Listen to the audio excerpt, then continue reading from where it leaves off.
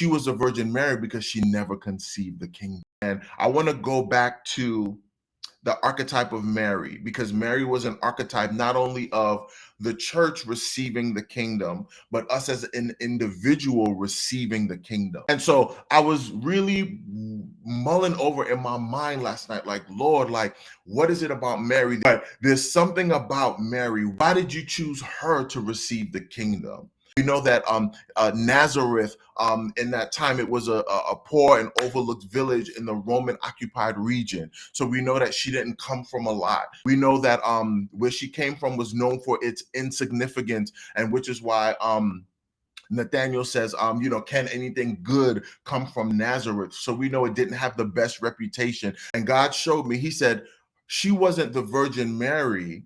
She wasn't called the Virgin Mary because she didn't know a man. She was the Virgin Mary because she never conceived the kingdom. She hadn't yet conceived the kingdom. How many of us are in that same place? We've been going on every Sunday, but never transformed really. As we go out and we navigate the world, we're still unsatisfied. But yet there was something in me, and I'm like, there is something else, and I'm hungry. I'm dissatisfied. I feel like there's something more, and I don't know what it is. I was exposed to more than where I was, and I was like, there has to be more. There has to be something else. I can't be just going to church every Sunday, singing on the worship team. It has to be more than that. I'm experiencing a world of people who are creative, a world of people who are in business, a world of people who are gifted, who are talented, who are skilled, but they don't have Christ. And I'm having these experiences, and I'm like, I don't even know how to bring them to where I am, because I'm not even satisfied where I am. So me bringing them to where I am, I'm like, I don't even want them to come to my church. And I'm like, God, there has to be more.